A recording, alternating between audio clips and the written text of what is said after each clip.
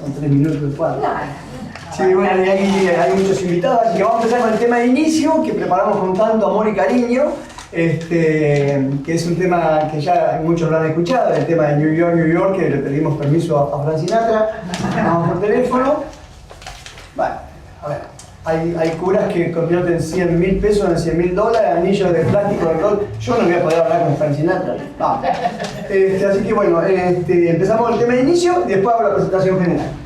Tengan muchas gracias.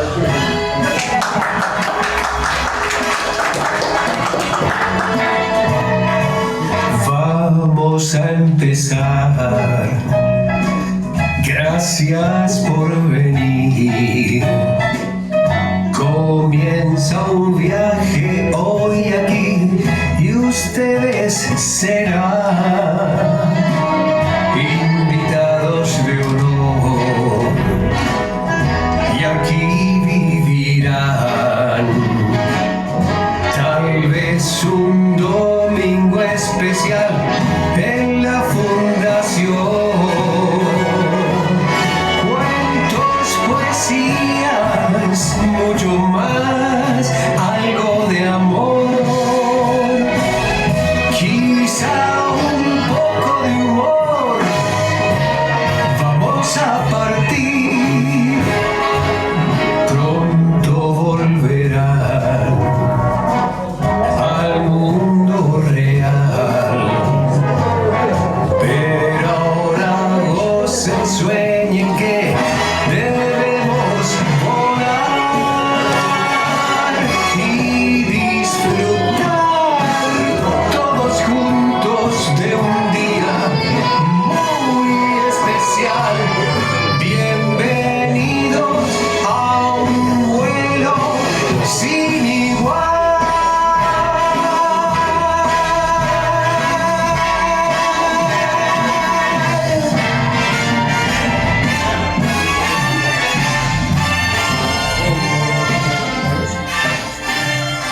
Bueno, ahora sí.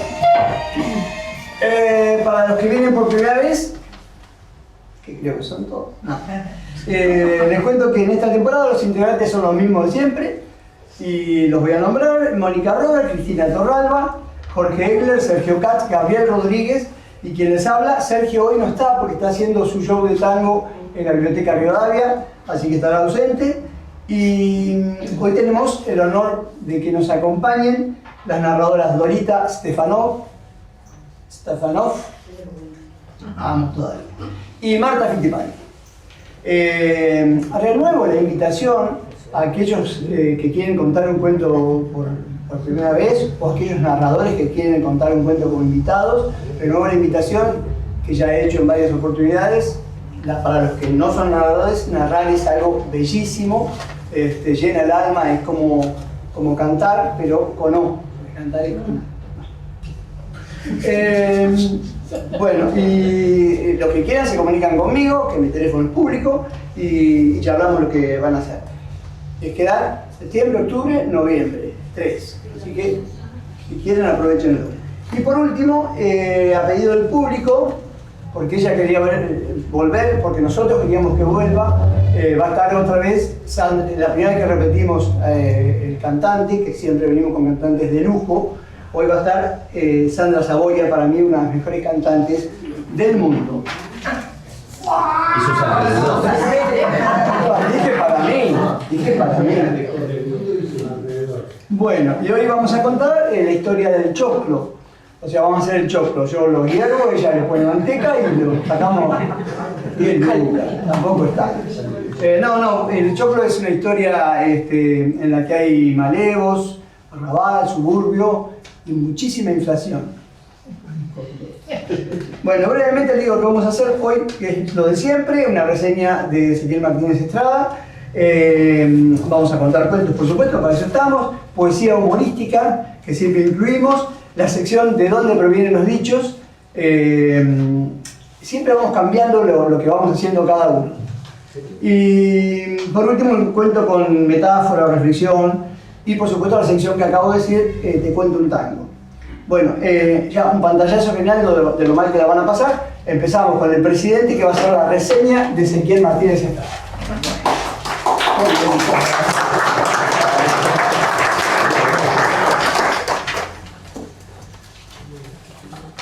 Buenas tardes. Si estuvieron el mes pasado, en el último encuentro, yo les hablé de este libro, Leer y Escribir, y presenté un testimonio de Rubén Benítez, en ese caso, que era un jovencito que venía a esta casa a escribir a máquina lo que don Ezequiel le dictaba. Y contó de unas tiritas de papel que tenía Ezequiel en la mano y que iba pasando las tiritas, donde él tenía las ideas del libro, pero iba dictando el texto definitivo. Hoy vuelvo a la carga con leer y escribir. Dice Ezequiel: hay una manera de leer que consiste en ir colaborando con el autor. Muchas veces el procedimiento lleva a leer lo que no está escrito, pero muchas veces más lleva a descubrir sutiles valores literarios, ocultos tanto en la obra como en el lector. Esta relación de escritor y lector él la tenía muy presente, tanto que en Títeres de Pie Ligero, que es una obra de Ezequiel Martínez de Estrada, es una obra de teatro en verso que ganó premios literarios, él escribe un prólogo del autor, que es lo más común en los libros, pero además escribe el prólogo del lector. Un prólogo del lector. Él tenía la capacidad de ponerse en las dos posiciones, de escritor y lector crítico. Es muy interesante. Es el único libro que conozco que tiene un prólogo del autor y un prólogo del lector. La misma persona, pero puesta en otra posición. Es una paradoja, como las paradojas que él acostumbraba a escribir. Paradojas de las cuales están llenas las coplas de ciego. Yo aprovecho para hacer un poco de propaganda de libros que se pueden conseguir. Coplas de ciego que dice, por ejemplo, buscaba, pero nunca donde sabía que estaba. Él u otro. No hay un pronombre que nos diga si está escribiendo en primera persona o en tercera. Nos lo deja ahí, pendiente, cada uno puede interpretar. Tengo que reconocer que cuanto no me importaba es lo que alcancé a saber. Son hermosas, son así, cortas, contundentes, para pensar. Entonces, ¿cómo escribía Martínez Estrada? Él pensaba el libro, si era un libro grande, hacía unas tiritas de papel y las iba dictando. Y si era un artículo, si era algo corto, entonces vuelvo a leer y escribir y dice: no me quejo de que cada uno de mis libros haya tenido solo de 40 a 50 lectores. No era así, pero bueno, él lo percibía así. Yo soy quien menos me lee. Una y otra desgracia se deben, lo comprendo bien, a la maldita costumbre de leerme antes de escribir. Otra paradoja. ¿Qué es esto de leer antes de escribir? Sus críticos y él mismo, los dos lo leían antes de escribir. Bueno, ahí lo puedo interpretar como el lector tiene que ayudarlo al escritor a interpretar. Los demás ya sabían lo que le iban a criticar antes de leerlo. Y quizás ni siquiera lo leían y lo criticaban. Ahí está la maldita costumbre. ¿Y él por qué no se leía? Porque se leía a sí mismo. Él antes de escribir se leía a sí mismo. Yo tengo la hipótesis de que él tenía en su cabeza todo el libro. O sea, no es que se dejaba llevar como suele pasar con los novelistas, que empiezan a escribir y el cuento se los lleva por delante y los personajes van evolucionando. Yo creo que desde el principio Desde el principio él sabía lo que quería escribir. Iba juntando tiritas, las iba ordenando y ya cuando dictaba, ya está, el acto creativo ya había ocurrido. Lo que les traje hoy para oír es el comentario que hace Juan Carlos del Rie, que también era un muchacho que venía a escribir a máquina lo que Martínez Estrada dictaba. Pero es de 10 años anterior, lo que cuenta, es de 1950. Por supuesto, el testimonio lo hizo ahora, sí, mucho más cercano en el tiempo. Se refiere a un artículo que Martínez Estrada tenía que escribir por pedido de Vittorio Campo. Vittorio Campo le había pedido que hiciera una reseña, un comentario de algo, y él lo usó a Juan Carlos del Rie para que lo copiara. ¿Lo vimos? Recuerdo que una vez Sur publicó un artículo de Mary McCarthy, si no recuerdo mal, lo tituló Norteamérica la Hermosa. Vittorio Campo le pidió a don Ezequiel que escribiera un artículo respecto a este artículo, y él lo tituló Norteamérica la Hacendosa. Claro, él había estado en Estados Unidos y había visto que era un pueblo muy laborioso. Desde que se comenzó a conversar, es decir, él comienza a dictarme y yo a tipear. En ningún momento preguntó dónde estamos, ni dónde íbamos, si puse coma o punto. Entraba la esposa, doña Agustina, con un mate, Quelito, aquí te traigo un mate, tomaba su mate, se iba y él continuaba dictándome sin preguntarme dónde había dejado, y así pasó todo el artículo, de principio a fin, sin preguntar en ningún momento qué es lo que se estaba haciendo. Además, todos los puntos y las comas que él había cantado eran exactamente el lugar que le correspondía. Es decir, él estaba dictando un artículo y no lo estaba pensando de cero. Ya tenía todo el artículo armado al punto de que podía parar, tomar mate y seguir dictando sin preguntar. ¿Dónde quedamos? Todos los que hemos escrito alguna cosa alguna vez, decimos, ¿qué fue lo último que dije? A ver, ¿qué anotaste? Nada, él ya tenía el artículo. Hay 3 cosas que quiero destacar de esto y termino porque si no me reta Guido porque me extiendo mucho. 1, esto, de que él se leía a sí mismo antes de escribir y completaba, como era un artículo lo que estaba dictando, no necesitaba los papelitos de ayuda a memoria, dictaba directamente. 2, el mate. Tanto Rubén Benítez como él mencionan que venía Agustina y le servía un mate. El mate pasa a ser un símbolo de esta casa. Y otro, no sé si advirtieron, Quelito, te traje un mate. Ezequiel, para su mujer, era Quelito. Es muy tierno. Gracias.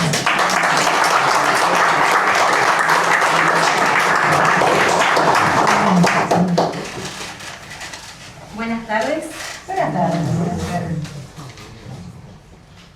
Yo vivía sola con un perro de raza que me había comprado hace como 4 años, pero ya me empezaba a incomodar, así que lo llevé a un bosque cercano, le até una cuerda al cuello que con un poco de perseverancia pudiera cortar y lo dejé atado allí. Pero a los 2 días regresó a casa. Lo tenía rascándome la puerta, así que lo dejé entrar. Pero me resultó intolerable. Así que lo llevé a un bosque más lejano, lo até con una cuerda más gruesa y lo dejé allí atado con la esperanza de que al fin muriera de hambre y de sed. ¡Qué mala! Pero no. A los 4 días regresó. Así que me di cuenta que el error no estaba en en la calidad de la soga, sino en la fidelidad del animal. Y también me di cuenta que por más que lo dejara en un bosque lejano, siempre iba a tener el temor a su regreso. Y de que en definitiva lo que más me pesaba iba a ser su ausencia y no su presencia. Así que tomé la decisión y me alejé y encontré un bosque desconocido, sombrío, húmedo, compacto, y me interné en él. Fui internándome, hasta que logré perderme.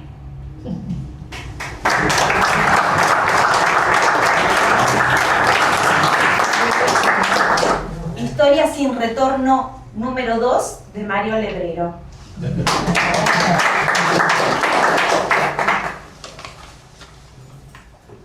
Buenas tardes.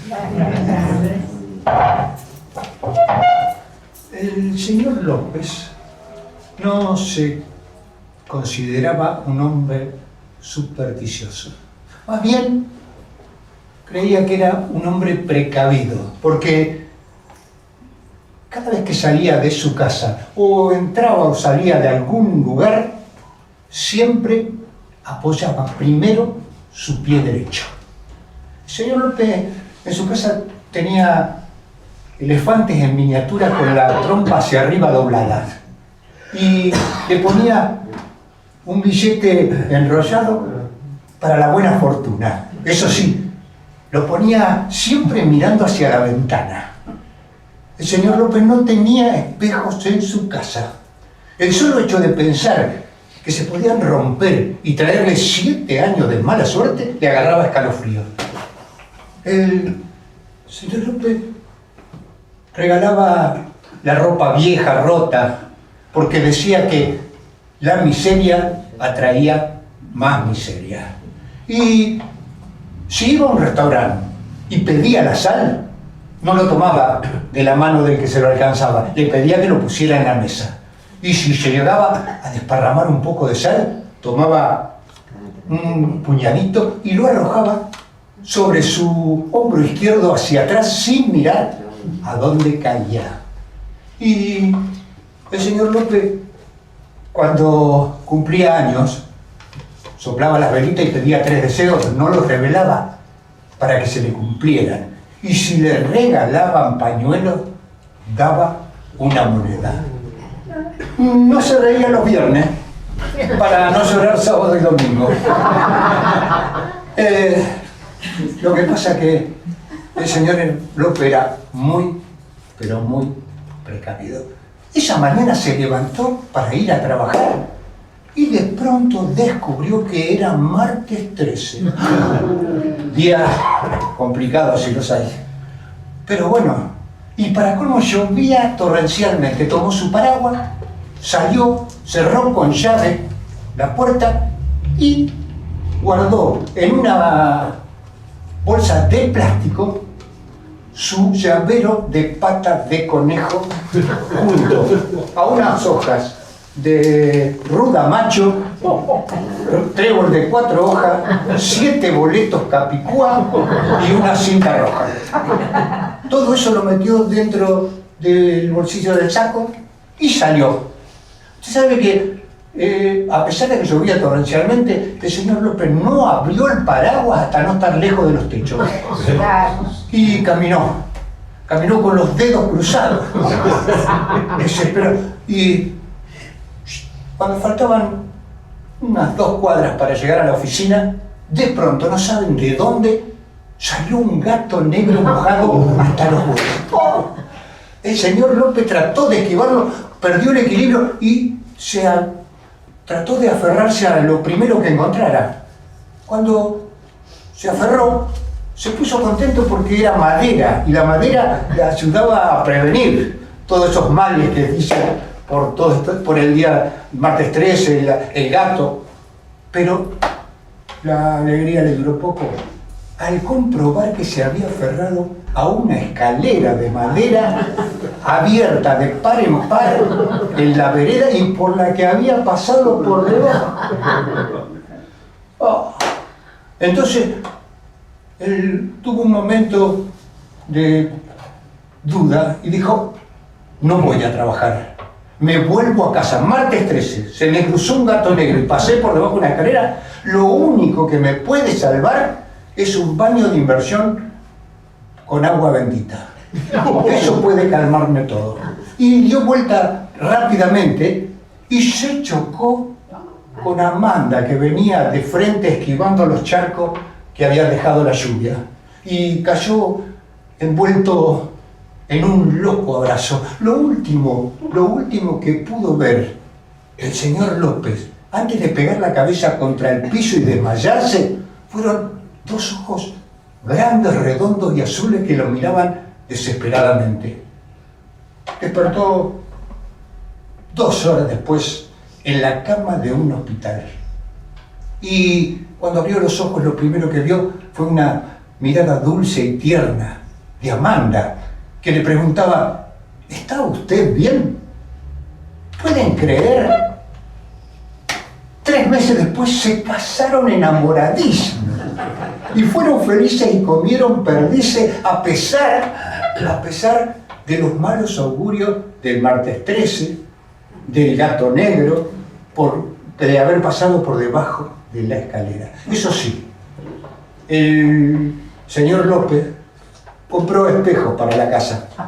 Y sí, no aceptó tener un gato negro como mascota. Siguió esquivando escaleras, ellos también. Sí, pero una cosa, ¿no? Sí abandonó, bañarse con agua bendita. Y otra de las cosas fue que dejó de preocuparse al salir de su casa de pisar primero con el pie derecho.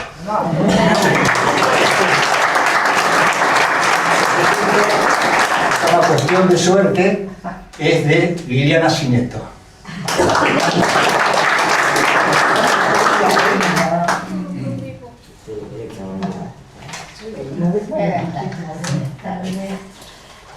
Bueno, Luisa se da cuenta de pronto que tiene que hacer los mandados. 11 de la mañana se le había antojado hacer un pucherito y fue al canasto de las verduras, nada. No hay una papa, zanahoria, ni siquiera un poquitito de perejil. Entonces, así como estaba, con las zapatillas, el delantal, dijo, bueno, voy a hacer los mandados. Cargó su canastita y bajó las escaleras. Mientras bajaba la escalera, pisaba con mucho cuidado y se aferraba muy fuerte a la baranda. Y decía, 10 años de viudez, los chicos ya se casaron, los nietos no están, cuánta soledad. Le costó bajar, pero bueno, llegó a la puerta de calle, abrió la puerta y un rayo en un principio la encegueció. Pero después, cuando aclaró la mirada, vio un globo azul. Y el globo azul se acercó a sus pies.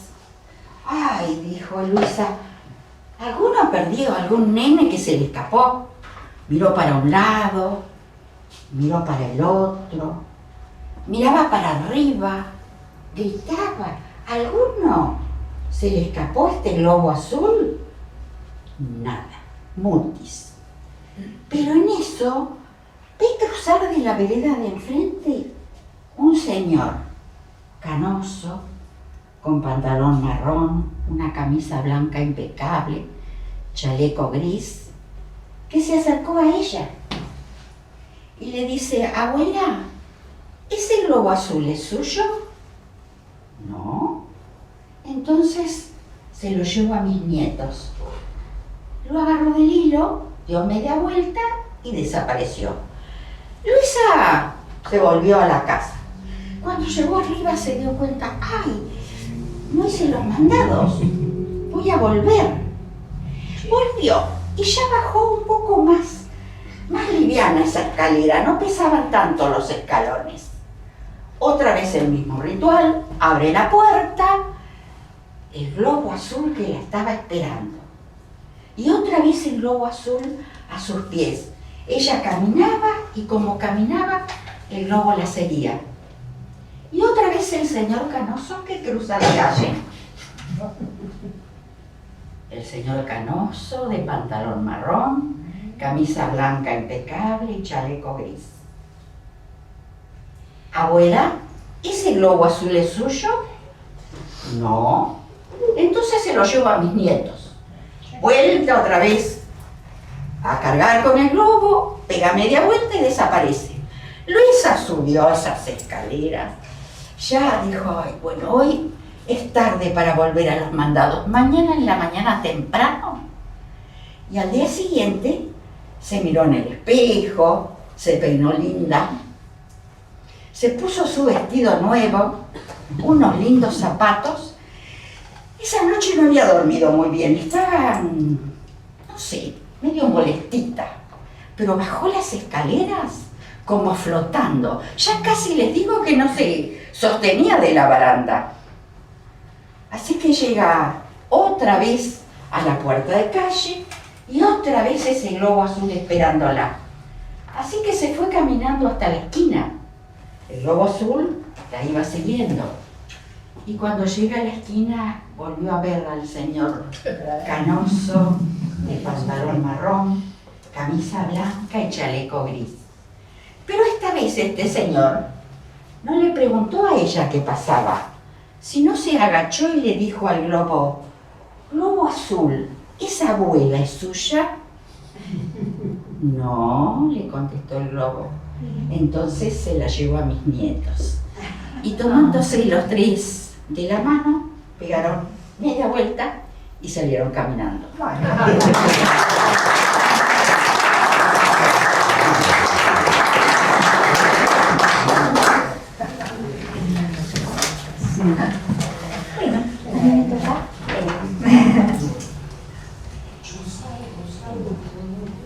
El abrazo.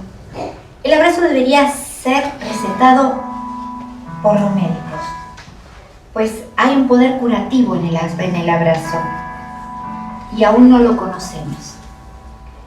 El abrazo cura el odio, cura los resentimientos, cura el coraje y los malos entendidos. El abrazo cura el cansancio y cura la tristeza. Cuando abrazamos soltamos amarras, olvidamos de inmediato las cosas que nos han hecho perder la calma. El abrazo nos da la paz en el alma. Cuando abrazamos dejamos de estar a la defensiva y permitimos que el otro se aproxime a nuestro corazón. Los brazos se abren y los corazones se acurrucan de una forma única. No hay nada como el abrazo. Un abrazo de te amo. Un abrazo, qué bueno que estás aquí. Un abrazo de ayúdame. Un abrazo de hasta pronto. Un abrazo de perdóname y te perdono. Un abrazo de cuánto te extrañé. Abrazos. Cuando abrazamos somos más que dos. Somos familia. Somos accesibles. Somos sueños posibles. El abrazo debería ser recetado por todos los médicos, pues rejuvenece el alma y el cuerpo. Y por eso hoy te dejo aquí mi abrazo.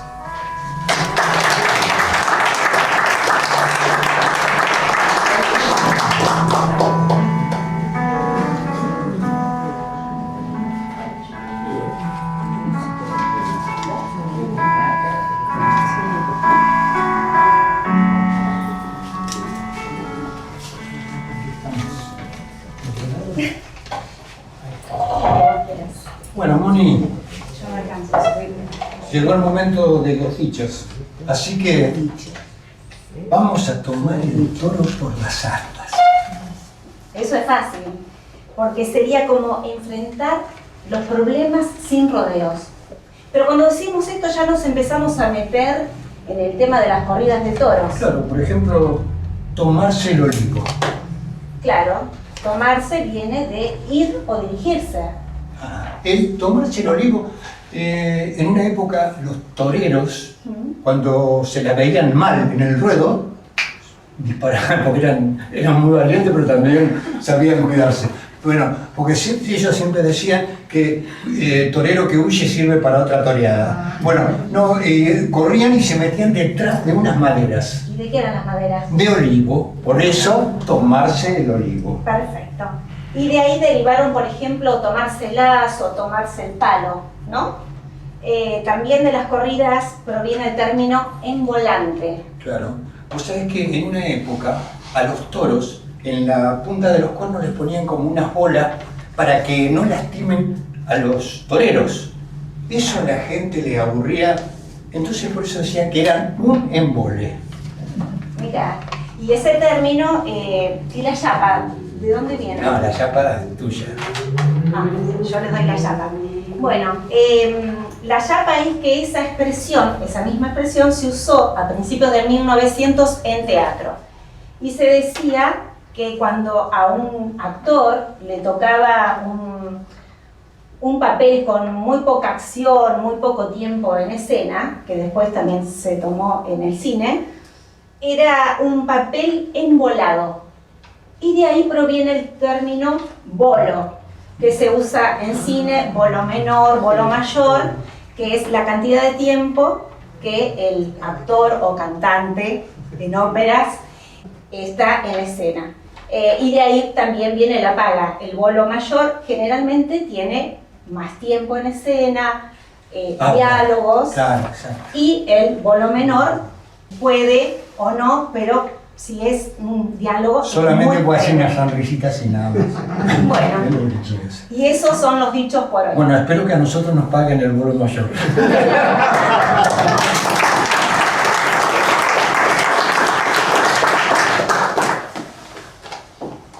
Buenas tardes. Esto sucedió en Mercedes.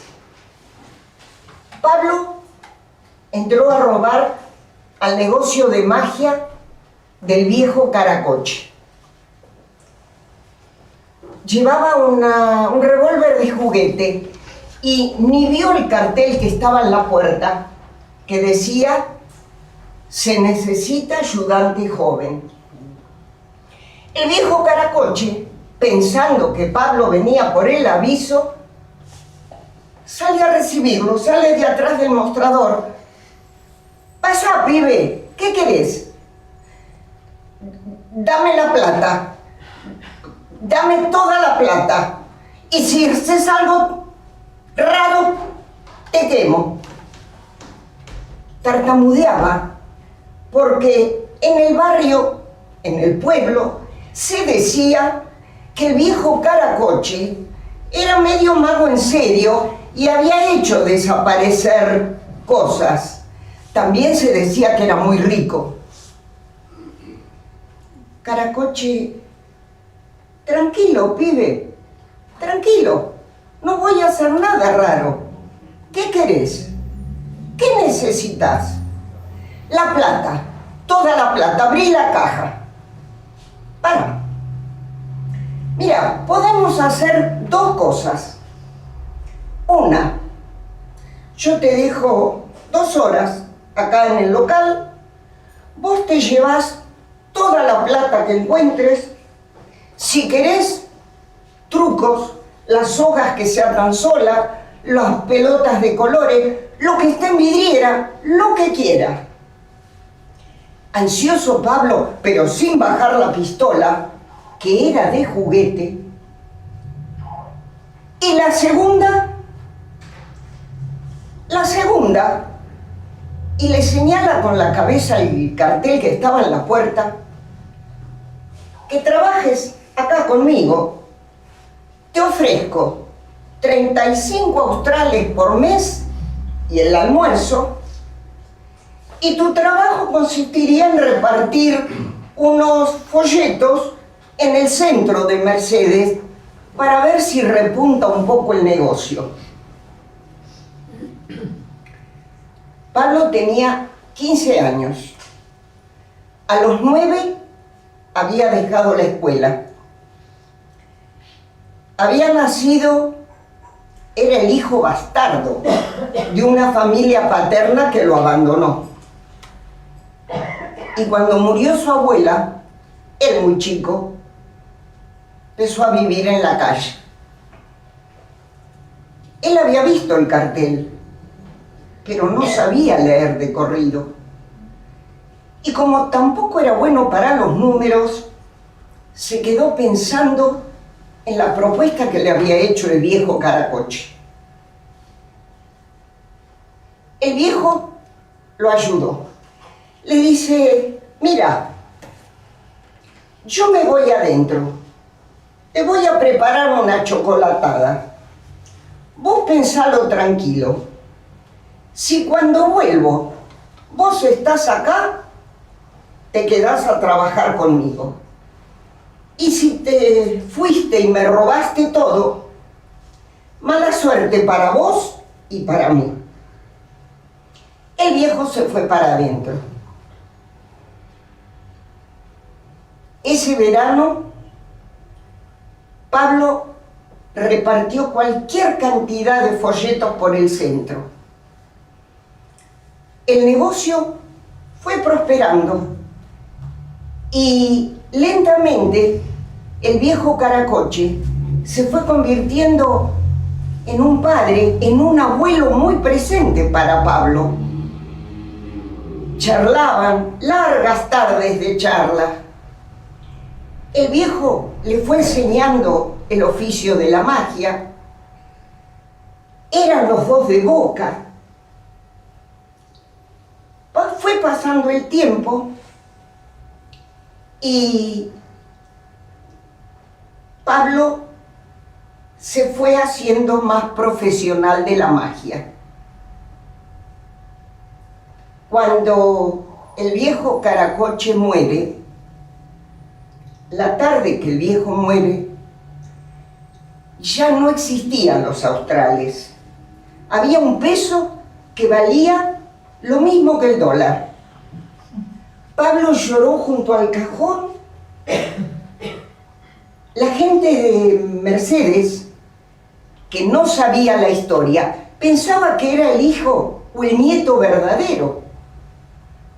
Pablo, cuando quedó solo, siguió llorando porque adoró al viejo. Claro, lo sacó de la calle y le enseñó un oficio. El viejo, antes, ya había pensado que le iba a dejar en herencia el negocio, y así lo había hecho. El negocio de Pablo se siguió llamando Casa de Magia Caracoche. Pero, claro, Pablo ya tenía más de 30 años, fue modernizando los trucos, empezó a vender por internet y cada vez que viajaba a Las Vegas traía algún juego nuevo, moderno, atractivo. Había puesto una sucursal en Luján y tiempo después abrió otra gran casa de magia Caracoche en plena avenida Cabildo. Tenía empleados, los mejores trucos. Tenía 2 empleadas y el día que él cumplía 52 años, ya se habían ido las empleadas a eso de las 7 de la tarde y él se había quedado chequeando solo unas mercaderías cuando de pronto sintió un ruido atrás. Él ya 2 veces había tenido un intento de robo en su gran casa de magia Caracoche. Por eso había pensado poner alarma, vigilancia, pero todavía no lo había hecho. Cuando siente el ruido, se da vuelta y ve un pibe que pasando por abajo de la reja, encapuchada y con una pistola en la mano, lo amenaza. Pablo pudo pensar que el revólver era de juguete, pero no quiso correr el riesgo. De abajo del mostrador sacó una Maverick, le apuntó y le dio en el medio del pecho al chico. El disparo fue seco. Pablo cierra los ojos. Cuando los abre, como por arte de magia, estaba en Mercedes, en el local del viejo Caracoche, con su pistola de juguete en la mano, y él tenía 15 años otra vez. Era como si junto con el disparo su vida, como una película, se hubiera rebobinado. No entendía nada. En eso llega el viejo Caracoche con la bandeja con la leche chocolatada. Discúlpame, pibe, lo pensé bien. Vos no vas a servir para esto. Tomate la leche y mandate a mudar. Este cuento es de Hernán Cassiari y se llama Como por arte de magia.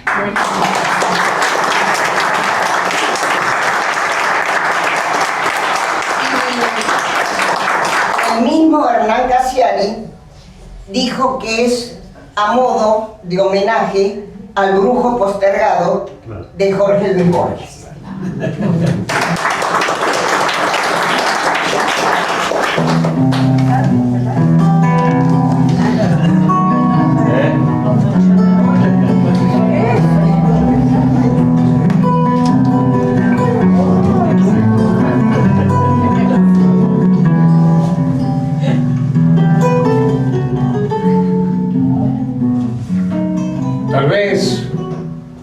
Tal vez ustedes nunca han visto una gallina que silbe, pero yo conocí a la gallina Matilde, gallina silbadora, ponía el piquito fruncido, chiflaba cualquier cosa.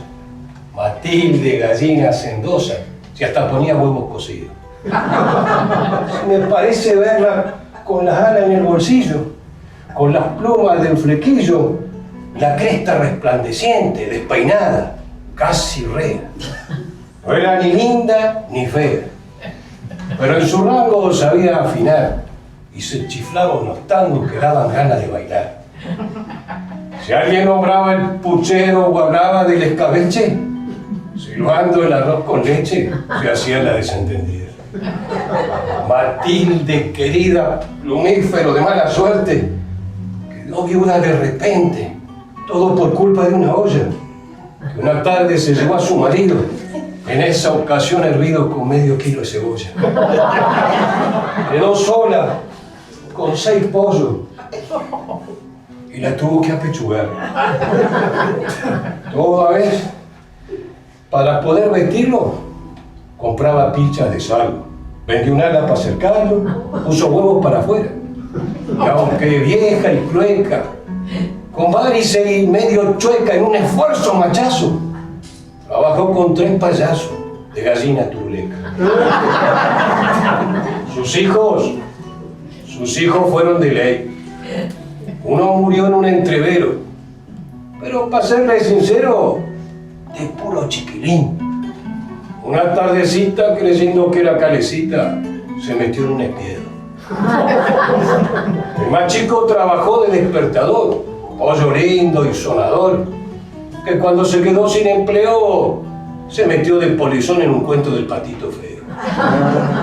Otro pollo era el Sebastián, ese sí que era el más pollo. Ella le brindó el apoyo que todo hijo necesita. Pero, mire, parece una cosa inaudita. Sebastián, el más pollo, terminó siendo patita. ¿Cuántas veces la Matilde puso el cuero en esas tardes de frío para que la gente dijera que tenía piel de gallina? ¿Cuántas veces la vieron en las esquinas vendiendo plumeros que eran de su mismo cuero? Gallina linda, petiza, ave de estirpe cobriza, si hasta hizo publicidad, se recorrió la ciudad vendiendo caldo en los suizos. Matilde, madre ejemplar, lo digo y me conmuevo. Y mi admiración renuevo para nunca olvidarlo. ¿Cómo no iba a cuidarlo si cada uno le costó un huevo? La gallina Matilde del Gaucho Matarazzo.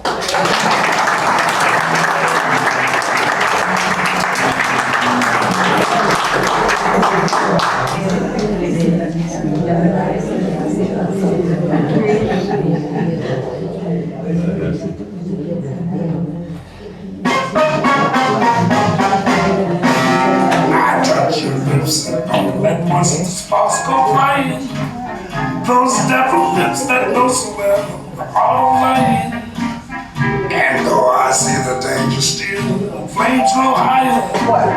I know I must surrender to your kiss of fire.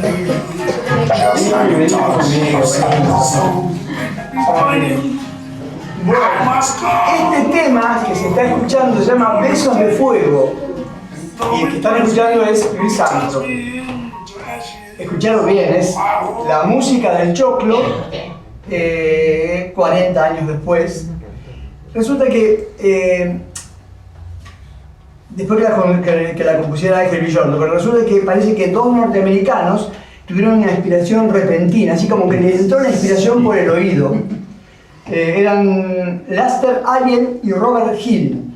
Fíjate vos, ¿no? Alien y Hill. Alien y Hill. Alien se hizo el Hill. Claro, alguien se hizo el Hill. Claro. Y bueno, juntos compusieron este tema que escuchamos, Besos de Fuego, que como acaban de oír, grabó nada más y nada menos que Louis Armstrong. Los diarios y las revistas de la época, y por supuesto los defensores de los derechos de autor, denominaron este caso como descarado plagio y los obligaron a poner al verdadero autor.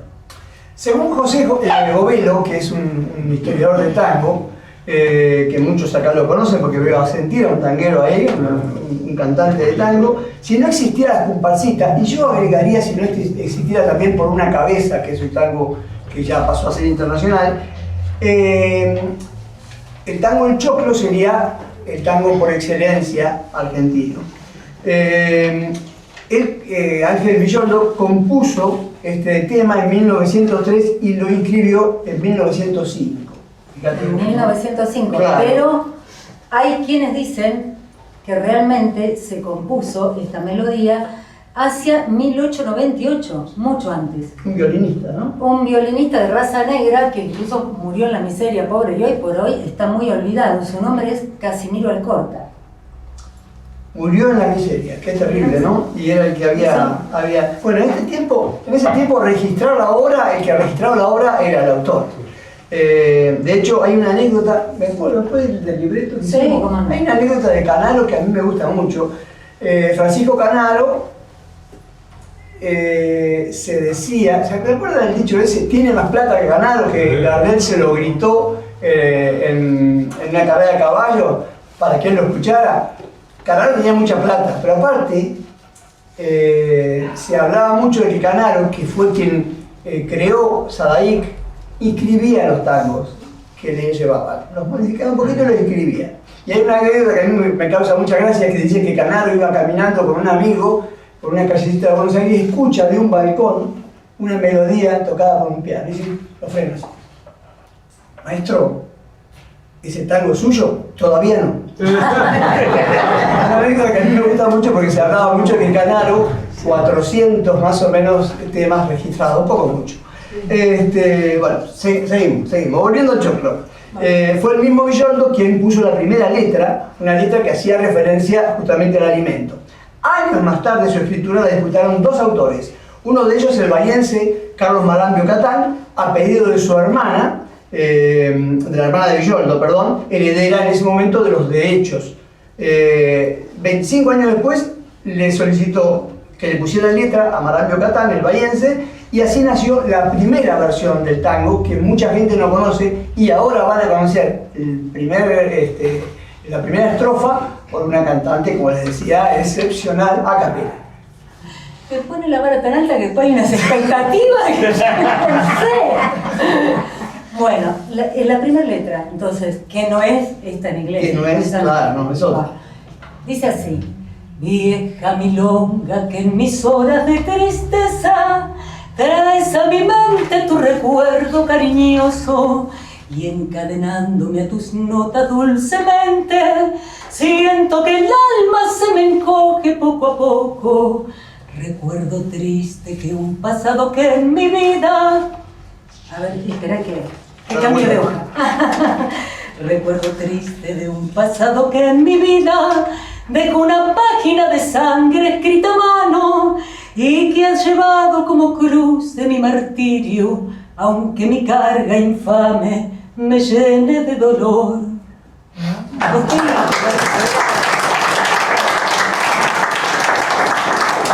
¿Qué pasó? ¿Te emocionas? No, lo que pasa es que me trae recuerdos de mi abuelo, ¿viste? Mi abuelo tardó, sí, porque mi abuelo tardó un montón de tiempo en juntar la plata para comprar una radio, una espica en ese momento, y en el campo la colgó en el alambrado y pasaron este tango. ¿Pero qué pasó? Y no, pasaron este tango, las gallinas fueron, se picotearon todas las chicas, un desastre, no sabés. La perdió. La verdad que me pone muy triste, ¿viste? Culpa del maíz, del choc. ¿Qué maíz tiene? Bueno, recuperate y terminá la historia. En 1946, o sea, 16 años después, Libertad Lamarque, que pretendía cantar en una película que llamaba Gran Casino, le pide a Enrique Santos Discépolo, uno de mis ídolos, que escribiera la letra del Choclo, una nueva letra del Choclo. Así que ahí entonces la hermana de Madame Biocatán tenía los derechos, se había muerto este hombre, tenía los derechos y pidió un choclo de guita. Bueno, se dividieron los derechos y se estrenó finalmente la versión más conocida, así que los dejo en manos de quien corresponde. Se fue. Me abandonó. Creo que es el micrófono, no sé. Ah, sí, ese cuidado, ese es el micrófono. Bueno, ahora viene la versión conocida.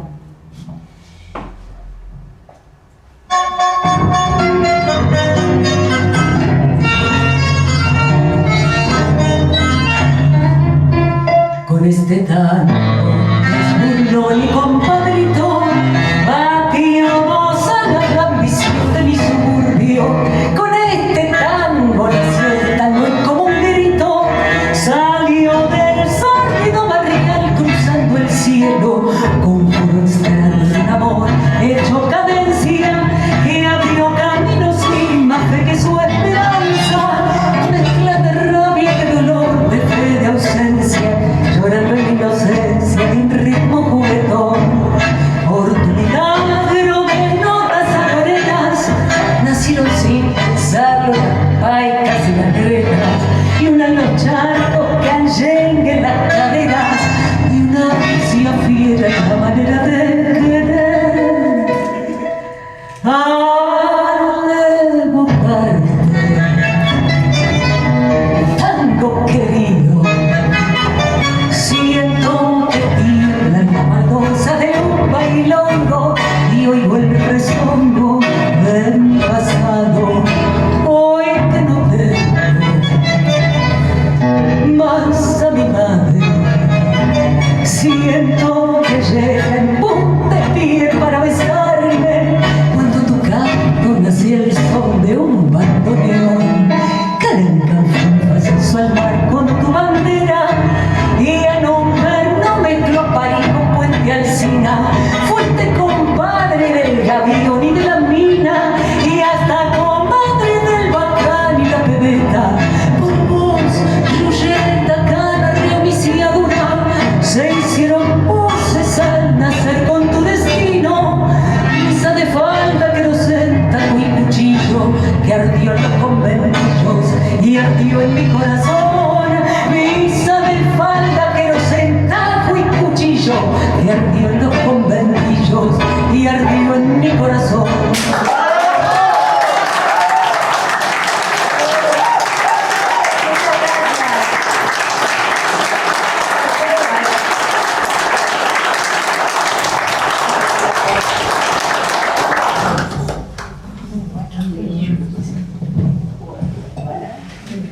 ¿Arrancamos con el puchero?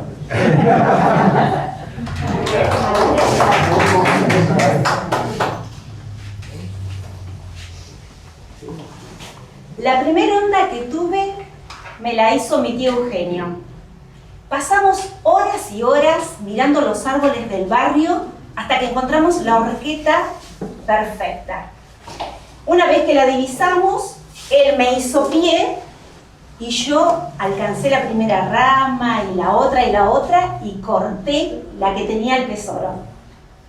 Él se encargó de pelarla, le pasó un barniz amarronado, por elásticos le puso cámaras de vehículo que habíamos conseguido en la gomería.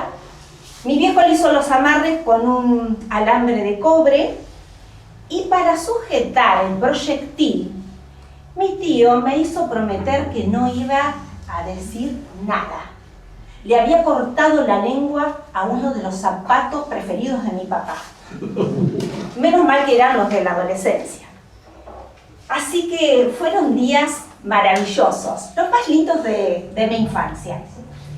Pasábamos todas las tardes practicando puntería en un baldío con las latas de conserva. Mi tío tenía una pasión inigualable, pero acertar realmente poco. Como los números en el casino, donde había perdido fortunas propias y ajenas. El que se había revelado muy bueno era mi viejo, que detrás de esa fachada de hombre adusto, sereno, serio, él tenía la picardía de su abuelo, al que le llamaban el pistolero de Valencia. Yo no, yo era una zurda contrariada, así que no se me daba para nada el tema de la gomera, no me podía acomodar. La cuestión es que mi padre, después de terminar el colegio técnico, había conseguido un laburo en Aguas Corrientes. Y como era verano, a él le tocaba hacer el rondín y inspeccionar y multar a los que derrochaban agua. Así que esa noche, después de cenar, yo la acompañé. Era una noche que era un infierno, hacía un calor tremendo, noche estrellada, una noche maravillosa.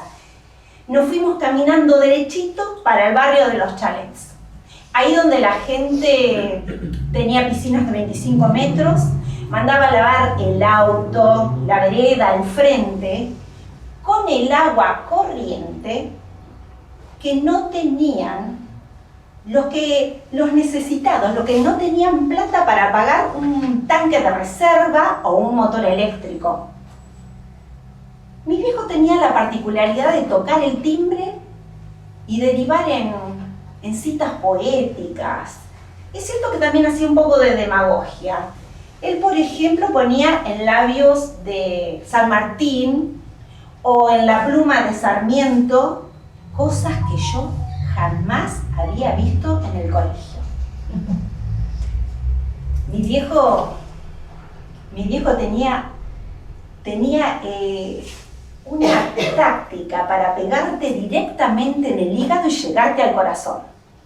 Así que, bueno, él tocó el timbre en la casa de un industrial.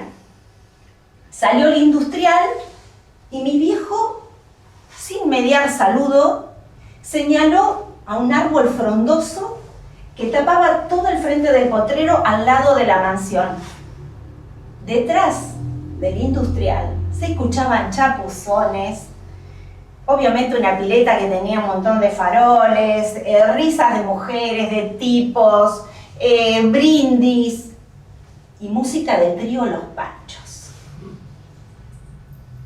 Sin mediar palabra, como les decía, apuntó al árbol y le dijo al tipo: ¿usted sabía que debajo de ese árbol pasó toda la noche el general Belgrano, recién llegado de la batalla de Tucumán?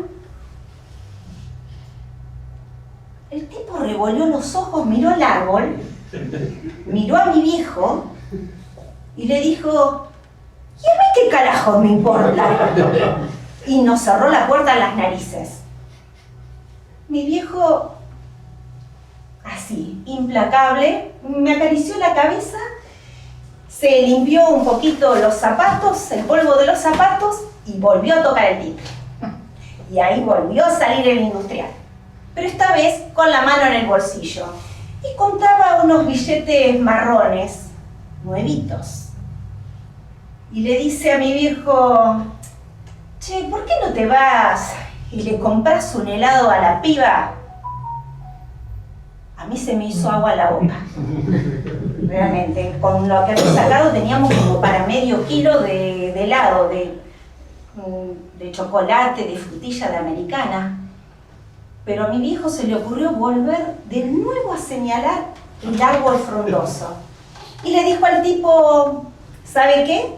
Señor, le dijo, porque mi viejo era muy educado, la tropa acampó detrás de ese árbol. No tenía ni una gota de agua. Así que todos se pusieron a rezar para que esa misma noche lloviera. El tipo se quedó mirándolo. En eso aparece un muchachón con un balde de agua en la mano, se paró al lado del industrial. Y el industrial tomó alas y con una sonrisa le dice, che, ¿llovió mucho? Y a mi papá, imagínense lo que le causó. Encima que lo tutearan, que no le gustaba para nada. Ni una gota, le dijo. ¿Sabe qué? El general mandó a cavar un pozo para ver si encontraban agua, pero tampoco había agua. Así que el pozo le sirvió para ir enterrando a los soldados que se le iban muriendo de sed. Entonces el industrial se dio cuenta que lo que necesitaba era más dinero. Y volvió a meter la mano en el bolsillo, contó otros billetes más, marrones, nuevitos. Ya iban como 2 kilos ahí de helado. Pero mi viejo dio un paso atrás y le dijo, no, señor, no se conseguía agua metiendo la mano en el bolsillo. Entonces el tipo se hartó y le dijo, ¿sabés qué? Acá atrás está el gobernador, así que si vos querés seguir manteniendo el puesto, te rajás, mandate a mudar de acá. Y mi viejo se puso su sombrero, me tomó por el hombro y salimos caminando. 2 pasos habríamos dado y llegó el baldazo en la espalda de mi viejo. Él inmutable. Yo me asusté, la verdad. Y ahí llegaron las carcajadas de estos dos, que ahora sí van a tener de qué reírse adentro con el gobernador al lado de la pileta, con el calor que hacía. Y yo sin helado. Y se escuchó el portazo. Y cuando se escuchó el portazo, mi padre se detuvo. Y justo nos detuvimos frente al árbol del general. Él buscó una farola y sacó la libreta y empezó a labrar la multa. Después me dijo, mira, no le vamos a decir nada de esto a tu madre. Le vamos a inventar una historia con el camión regador, ¿sabes? Sí, papá, le dije.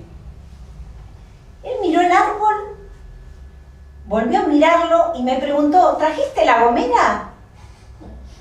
Sí, le dije, yo siempre la llevaba conmigo. Y también le cansé la bolsa con las piedritas que yo llevaba. Se las entregué, él se sacó el sombrero, lo puso arriba de unos libustros, se sacó el saco y para que se le escurriera también ahí y se empezó a trepar al árbol, se puso la gomera en el cuello. Yo tenía miedo que se cayera, pero no. Se agarró de una rama, de otra y hasta que se perdió de vista. Y yo me quedé pensando en el pobre general que habría estado con la espalda sobre el tronco de ese árbol, todo sucio, con sed, con ese pantalón blanco, la chaqueta azul, el poncho rojo. Me quedé triste pensando en eso, hasta que por ahí escucho un ruido a vidrios rotos. Y de repente, una farola que estallaba, y otra que explotaba, y otra que se hacía añicos, y fue una cosa de locos. Y ahora se escuchaba el sonido de los trígolos panchos, pero ahora se escuchaban gritos desaforados. Me di vuelta y me di cuenta que la mansión del industrial se había quedado a oscuras. Yo me asusté porque no sabía qué pasaba y no lo veía a mi papá. En eso mi papá cae parado al lado mío, pero esta vez con la cara iluminada. Tomó su saco, tomó su sombrero, me acarició la cabeza y me dijo: ahora sí nos vamos a ir a tomar un helado.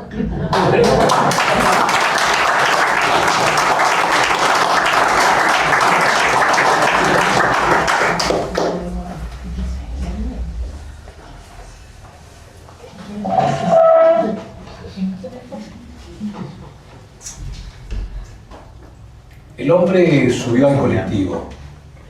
Vestía humildemente y llevaba una enorme jaula cubierta con un trapo negro. Los pasajeros que estaban de pie se empezaron a desplazar hacia el fondo.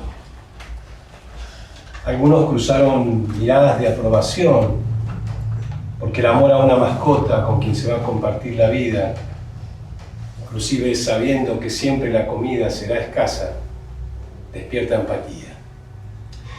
Después de todo, se trataba de un transporte popular. No faltaban los enormes bolsos de los obreros donde transportan su vianda y su mula, o los cochecitos de los bebés plegados y cerrados, las bolsas del supermercado con la mercadería para la próxima semana. Nada de eso parecía incomodar a los pasajeros. Lo que realmente les molestó es que el hombre estuviera borracho. Transpiraba un sudor dulzón, agrio, ese que perfuma la resaca y no se va con una ducha o inclusive con un baño de inmersión. Debía de ser vino, porque las bebidas blancas suelen salir a la superficie con la pureza química del alcohol, como si el propio organismo se convirtiera espontáneamente en un alambique purificador. El aliento del hombre también era fuerte, agrio, porque además de alcohol, exhalaba tabaco. Aún en las paradas, cuando el colectivo se detenía para que ascendieran y descendieran pasajeros, él seguía tambaleándose. Lo peor es que no había podido desplazarse hacia el fondo. Se atravesaba en el medio del pasillo y con las aristas de la jaula lastimaba a los pasajeros que estaban cerca de él. Tampoco se callaba. A cada rato repetía con ese tono tan característico de quien está alcoholizado, que parece que las palabras se atropiezan en la boca: no quiero perder esta jaula. Si la pierdo me muero. Nadie le contestaba. La mayoría trataban de alejarse lo más posible de él. Después, alguien, una mujer joven, le cedió el asiento. Estaba del lado de la ventanilla. El aire fresco que entraba de alguna manera diluía el olor del hombre. Los pasajeros empezaron a tranquilizarse, pero él seguía repitiendo: no quiero perder esta jaula. Si la pierdo me muero. Una anciana que viajaba en los asientos reservados para embarazadas o discapacitados le preguntó qué llevaba en la jaula. Y él contestó con seguridad: una mangosta. ¿Una mangosta? Varios se preguntaron. Sí, y la necesito, porque como soy kurda, si me alejo de ella, ¿quién se comería las víboras? ¿Qué víboras?, preguntó un policía que estaba parado en el pasillo. Entonces el pavor se apoderó del rostro y la mirada del borracho, que dijo: las del delirium tremens. Pero esas víboras no son verdaderas, dijo una mujer vestida con delantal blanco. Entonces el hombre levantó una punta del paño para mostrar que la jaula estaba vacía. Ahora su rostro estaba radiante y su voz más firme que nunca cuando dijo: esta mangosta tampoco es verdadera.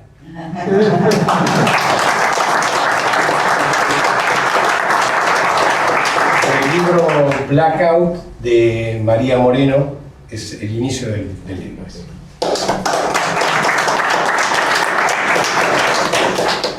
Bueno, se terminó, llegamos al final. Espero que lo hayan pasado muy bien. Falta el cuento final, que esta vez, por primera vez, me toca a mí en el año hacer el cuento ese que tiene mensaje y todas esas cosas. Pero no es tan feo como para que te vayas. Yo te dije 10 minutos más de 1 hora y me equivoqué yo. Bueno, se llama La Dote, es un autor anónimo. Tiene muchas cosas escritas anónimo. Pero la verdad que los textos de él hay que tomarlos como de quien vienen. Bueno, chiste aparte, La Dote es un cuento que narra de un barco que anda por alta mar y llega a una isla muy chiquita y bastante desconocida.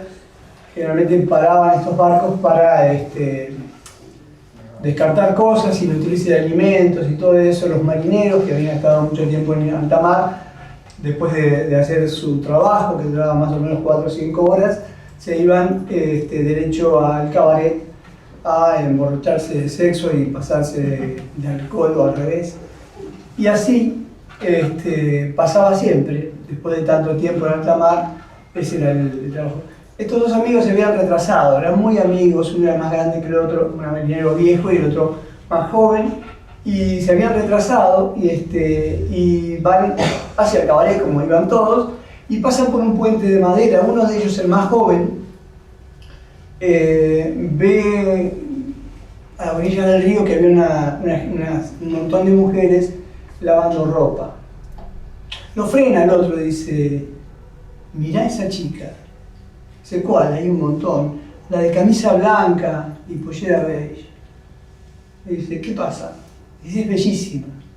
El otro miraba a todas las demás y miraba a ella y no encontraba belleza en eso, en esa chica. Así que dice: bueno, está bien, es mucho tiempo en alta mar, vamos a seguir hasta el cabaret. Allí hay chicas mucho más bellas y dispuestas. No, anda vos, yo me quedo. Así que bajó y se puso a hablar con la chica. Primero se sentó al lado, estuvo un rato, después empezó a conversar con ella, le preguntó el nombre, ella le dijo Nácar, le dijo un bello nombre para una bella persona, y siguieron así. Tuvieron 4 horas hablando hasta que él la acompañó hasta la casa, y ella le contó que en esa isla solamente se podía pedir matrimonio de una sola manera, hablando con el padre, con alguien que la acompañe, o sea, una especie de padrino, y había una dote. La dote se trataba de vacas, porque esa era la unidad, y de acuerdo a lo que pidiera el padre, el pretendiente podía o no podía pagarlo para casarse con la hija.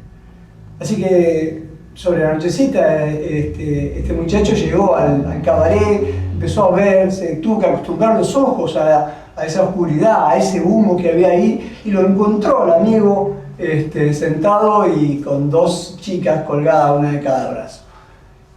Y le dijo: tienes que ayudarme. ¿Cómo no? Toma lo que quieras. Dice: yo pago. No, tienes que ayudarme, quiero pedir la mano de una chica.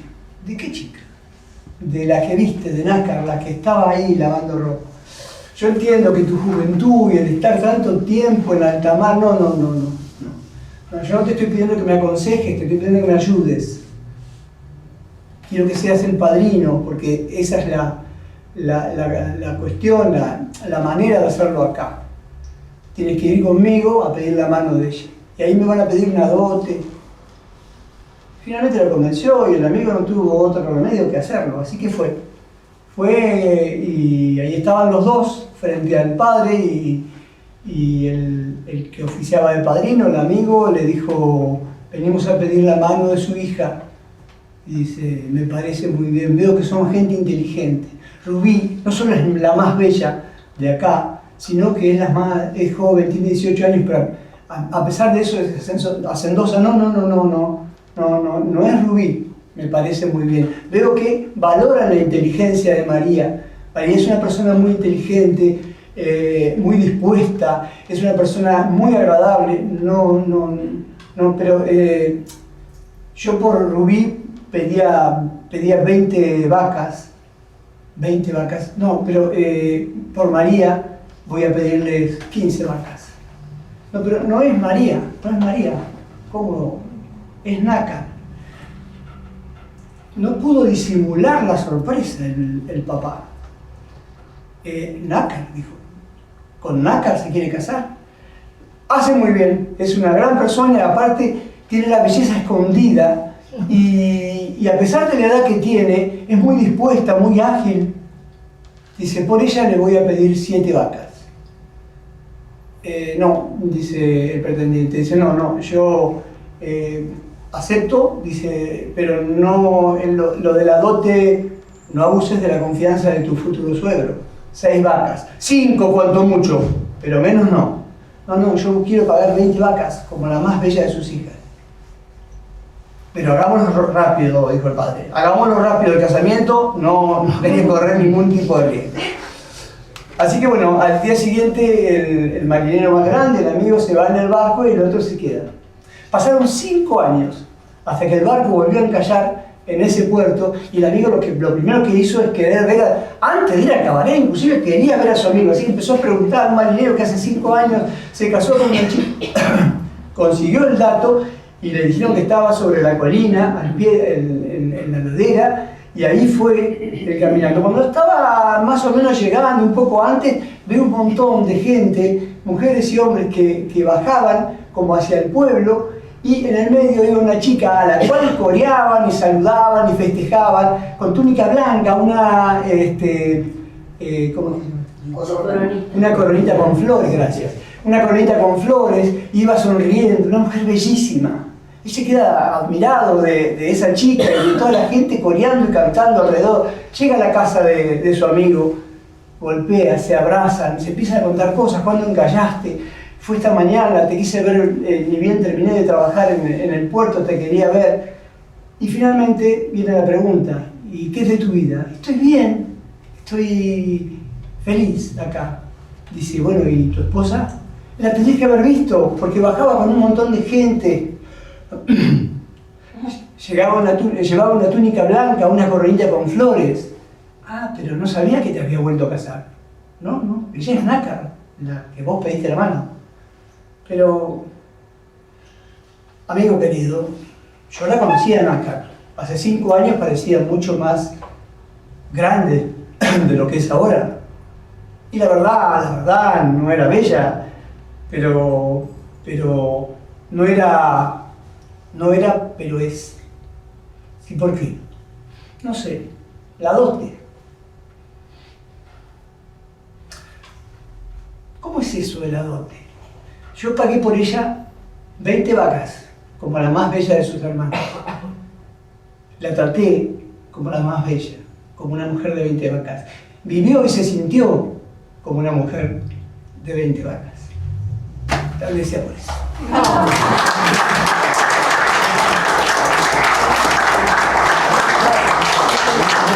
Ahora viene el momento más complicado, que es la canción final, que nunca la supimos. Antes de eso quiero agradecer. Para nosotros es un riesgo muy grande traer narradoras de este estilo porque son mejores que nosotros. Así que gracias, Lorisa, gracias. No se necesita mucho, me acota Gaby.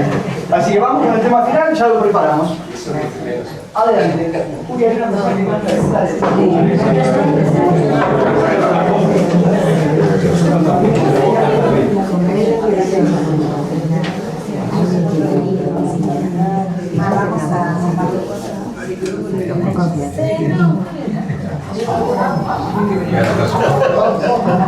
Se va a complicar.